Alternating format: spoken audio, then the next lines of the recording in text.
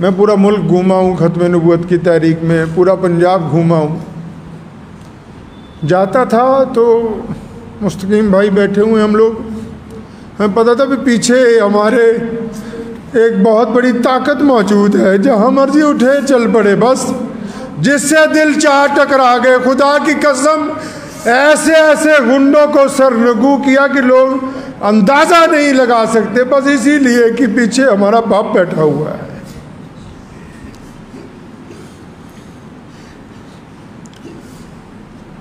हमें पता है कि जाने वाले वापस नहीं आते। प्यारे रसूल सल्लल्लाहु अलैहि वसल्लम ने हमें बताया है कि अल्लाह की मर्ज़ी, लेकिन अगर हम चाहें तो वो हमारे दरमियान ज़िंदा रहेंगे। जो परचम उन्होंने लगाया, अगर इसको हम ज़िंदगी के आखिरी सांस तक कायम रखें तो वो हमारे दरमियान है। गरीबों की मदद का जो सिलसिला शुरू किया, अगर हमने इसको कायम रखा तो फिर वो हमारे दरमियान है। मस्जिदों की आबादकारी का सिलसिला जो उन्होंने शुरू किया, अगर हम उसको जारी रखते हैं तो फिर वो हमारे दरमियान है। तहरीक ख़त्म नबूवत को अगर हम जारी रखते हैं तो फिर वो हमारे दरमियान है। और मैं आपको यकीन दिलाता हूँ, मैं किसी काबिल तो नहीं, बहुत गुनहगार आदमी हूँ, लेकिन आप यकीन रखें कि जब तक मैं, मेरे साथी, हम लोग ज़िंदा हैं तो इस मिशन को इंशाअल्लाह ख़त्म नहीं होने देंगे। और जब जाएंगे ना तो इसको मजबूत हाथों में दे के जाएंगे इंशाअल्लाह। जिस तरह हमारे वालिद ने एक मजबूत फ्रंट लाइन तैयार की कि कोई परवाह नहीं है। सिखाते कैसे थे ये भी आपको मैं एक मुख्तसर सा किस्सा सुना दूँ। एक दफ़ा बहुत बड़ा पंगा पड़ गया, कोई मसला नहीं हल हो रहा था। मैं आया घर पे, अब्बू जी मैं कहा मसला हल नहीं हो रहा, कैसे करना चाहिए आप बताएं। 2 लफ्ज़ों में, पुरानी बात बता रहा हूँ आपको, 2 लफ्ज़ों में कहने लगे ऐसा है, जो मेरे मरने के बाद करना था वैसे करो। मतलब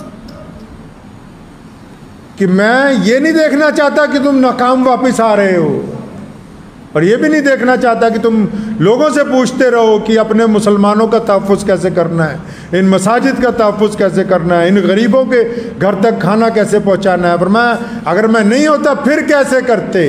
तो मैं चुप हो गया। मैं समझ गया कि अब हम ये समझा रहे हैं कि ऐसे करके दिखाओ कि जब अगर मैं नहीं हूँ तो तब तुम मेरा काम कैसे चलाओगे। दूर अंदेश भी थे। मेरी बड़ी बहन अमेरिका में रहती, उनके बच्चे पढ़ के यूनिवर्सिटियों से फारिग हो रहे हैं, तो उसको कई दफ़ा फ़ोन पे कहा, फरमाया तो बेटा जब आएगी मैं मिलूँगा नहीं।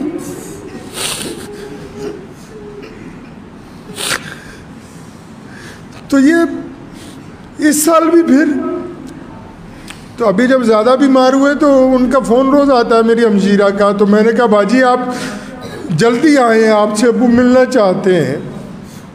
तो उसने 7 तारीख की सीट बुक कराई। सुनिए बड़ों के लफ्ज़ कैसे होते हैं। आज 10 तारीख है, 7 तारीख की सीट बुक कराई शिकागो से दिल्ली के लिए, और मुझे 8 को उसे लेने जाना था। तो 7 को जब एयरपोर्ट पहुंची तो एयरपोर्ट वालों ने कहा कोरोना टेस्ट कराया। उसने कहा हाँ जी कराया है। तो उन्होंने कंप्यूटर में चेक किया तो कहा इसमें नहीं आ रहा। जिस लेबॉर्ट्री से करवा के आए उसने कंप्यूटर में चढ़ाना भूल गया। वो कहा आप जा नहीं सकती, वापस जाएं, फिर करवाएं, फिर सीट बुक कराएं। वापस गई, 12 तारीख की सीट बुक कराई, 10 को इंतकाल हो गया। कहा ना बार बार कि पुत्रा तू आना, मैं मिलना नहीं। मैं जब तू आएगी मैं नहीं मिलूंगा।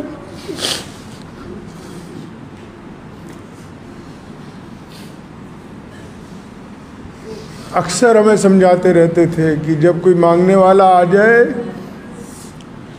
डांटना नहीं उसको। पर मैं वो अल्लाह से मांगने आ रहा है, हमें तो अल्लाह ने वैसे ही बीच में फंसा रखा, इज्जत दे रखी है कि जाओ जाके उनसे ले लो। बाज़ औक़ात हम नहीं होते थे, कहीं सफ़र पे चले गए, कोई गरीब मुसलमान आ गया, कोई काम पड़ गया तो खुद ही उठा के सीधा ही थानेदार को फ़ोन करते हैं। बाद अफसरान परेशान हो जाते, भाई शाही इमाम साहब का आज सीधा फ़ोन आया, क्या बात हो गई। कितने गैर मुस्लिम दोस्तों को फ़ोन करके उनकी खैरियत पूछनी। खाना खाने बैठते थे, खुद बाद में खिलाते, अपने मातहत जो साथ में बाहर जाते सिक्योरिटी वाले की पहले उनको खिलाओ।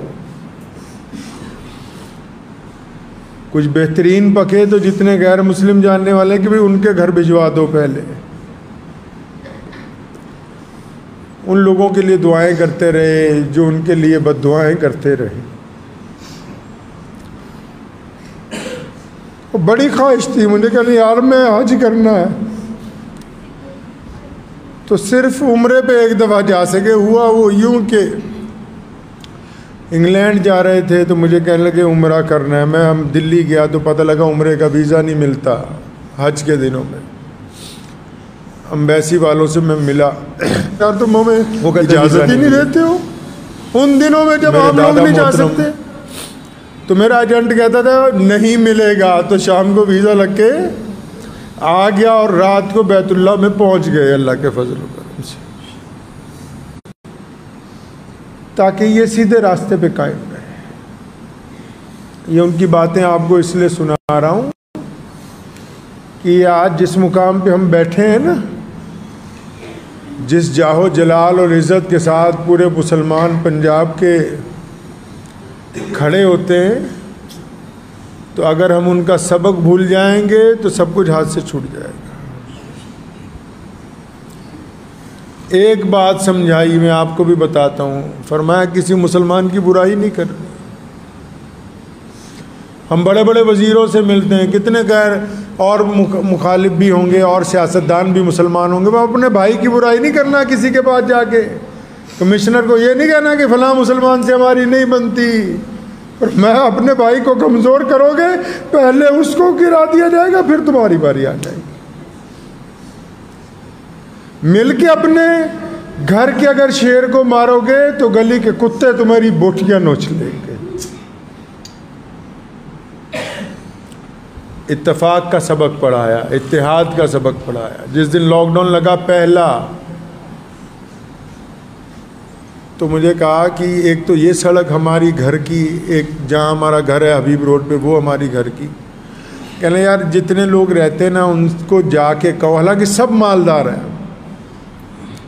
कि कोई ज़रूरत हो कहीं आना हो जाना हो तो हमारे पास तो गाड़ियाँ हैं बेहतरीन, तो हमारे पास तो अल्लाह ने साथ में हिफाजती अमला दिया हुआ है, तो इनको कहीं जाना हो इस पे पास लगे हुए हैं, जिसको ज़रूरत हो लेके जाए। तो मुझे सामने मंदिर है, कहा पंडित जी के पास जाओ, वो हमारे पड़ोसी हैं। मैं उनके पास गया, फिर मैं कहा शाह इमाम साहब कहते हैं आप हमारे पड़ोसी हैं, कोई बात हो, हालांकि उनको ज़रूरत नहीं थी, कोई बात हो कोई ज़रूरत हो कहीं आना हो जाना हो, हमें खिदमत का मौका दें। तीसरे दिन कहने लगे यार सारा शहर राशन बांट रहा है, सारा शहर राशन बांट रहा है, सिर्फ गरीबों को बांट रहा है। मैं कहा फिर आपां किन्हां नूं बनना है? पर मैं गरीबों को नहीं बांटना, जो सफ़ेद कपड़े में मिडिल क्लास फैमिली है ना, जो जाके मांग ही नहीं सकती। मैं कहा फिर क्या करें? क्या अखबार में ऐलान निकाल आओ कि जामा मस्जिद से बिना फ़ोटो खींचे हुए राशन दिया जाएगा। सोच सकता है आम आदमी इस बात को? ऐलान किया कि जामा मस्जिद से बिना फ़ोटो खींचे हुए राशन देंगे और नंबर डलवाए उसमें। आप पूछ लें यहाँ जितने लोग हैं, रोज़ाना हज़ारों फ़ोन आते थे, 4 लड़के बिठाए लिस्ट बनाते, सारी दिन राशन पैक होता, रात को 9 बजे बांटना शुरू होता। और क्या कहा बांटने वालों को कि खबरदार जिसके यहाँ देने जा रहे हो उसकी बेइज्जती ना हो जाए, पड़ोसी को ना पता लग जाए कि इसने हमसे मदद ली है, उसकी तस्वीर ना खिंच जाए कि मेरे रसूल ने कहा कि इंसानों की इज्जत करनी है, हम इज्जत बांटने आए, बेइज्जती करने नहीं आए। और फिर सिर्फ मुसलमान ही नहीं, हर मज़हब के लोगों ने राब्ता किया 3 महीने तक, और 3 महीने तक लगे ही रहे सुबह शाम। ये दर्स किसने दिया है? ये इश्क की बातें हैं। उनको रसूलुल्लाह सल्लल्लाहु अलैहि वसल्लम से इश्क की इंतहा थी, इश्क की इंतहा थी। तो मैं आपको बस आज के दिन यही कहना चाहता हूँ कि हम जैसे कैसे हैं, टूटे फूटे हैं, आपकी खिदमत में हाजिर। आप जब बुलाएंगे, हमने आपसे वोट नहीं मांगनी कभी, ना पहले मांगी, ना मंत्री बनना है, ना हुकूमत में कोई ओहदा चाहिए। बहुत सारे लोग हमारे साथ रहते हैं, उनको पता है कि बार बार ठुकराए हैं पैर से अपने कि नहीं चाहिए। बस दुआ कीजिए कि अल्लाह ताला दीन की इस खिदमत को हमारी नस्लों में बाकी रखे और अल्लाह ताला उस वक्त तक हमें कायम रखे जब तक इसको अगली नस्ल में मुंतकिल ना कर दे, और अपने वालिद मोहतरम के मिशन को कायम और दायम रखें। और मैं भी आपको यकीन दिलाता हूँ कि इंशाअल्लाह कुछ हो जाए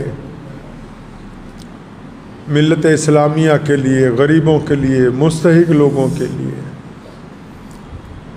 जिस तरह शेर इस्लाम मौलाना हबीबुर रहमान सानी लुधियानवी काम करते आए, हम उसी तरह तो नहीं कर सकते लेकिन उनकी नकल करते हैं।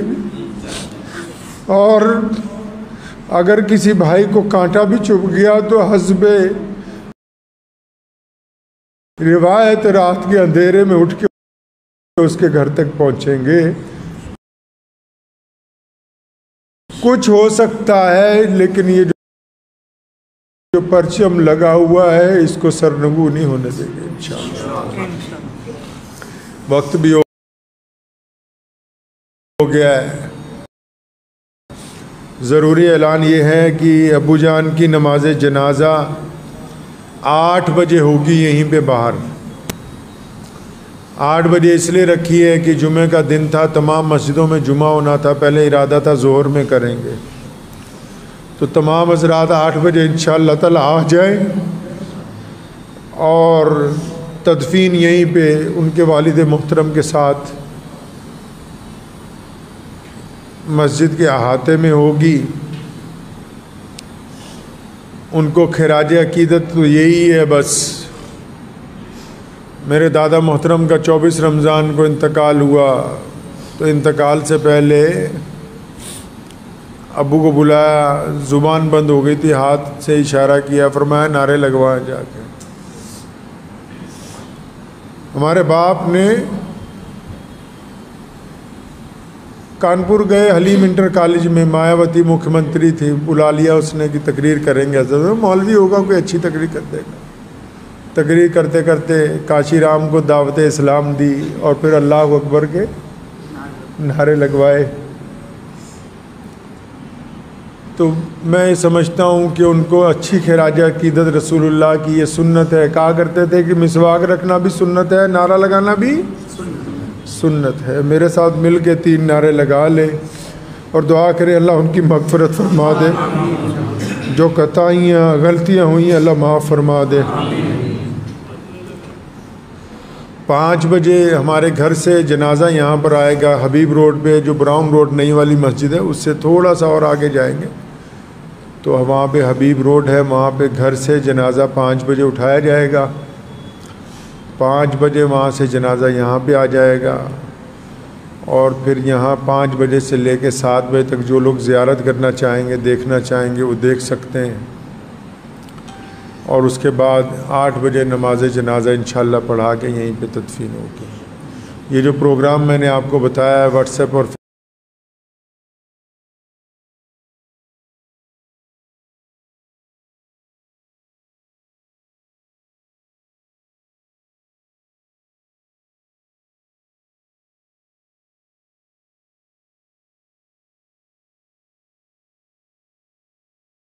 फेसबुक के ज़रिए बाकी साथियों को भी बता दें ताकि जिनको ना पता हो, मुगालते में हो, उनको पता लग जाए। मेरे साथ मिलके बस 3 नारे लगा लीजिए इंशाअल्लाह ताला। आज इरादा नहीं था, हिम्मत नहीं थी। पहले मुस्तकीम भाई को मैंने कहा 1:15 बजे 15 मिनट के लिए बोलूँगा। फिर हमारे मोहम्मद अली भाई आए हुए हैं किराना से, तो उन्होंने मुझे आके इसरार किया कि नहीं आ जाओ। तो मुझे अपने अब्बा की बात याद आई। फरमाया जब हादसा हो जाए, परेशानी हो जाए, मेरी दादी का इंतकाल हुआ, मेरे दादा का इंतकाल हुआ, जमात का जब टाइम हुआ सारे काम छोड़ के आके नमाज में फरमाया यही वक्त है, यही वक्त है। अभी पहचाना जाता है मोमिन के जब जरा सी मुसीबत आई उस वक्त नमाज भूल गया। बरकत से अल्लाह उनकी मगफिरत फरमा दे। नारे तकबीर, बात नहीं, नारे तकबीर,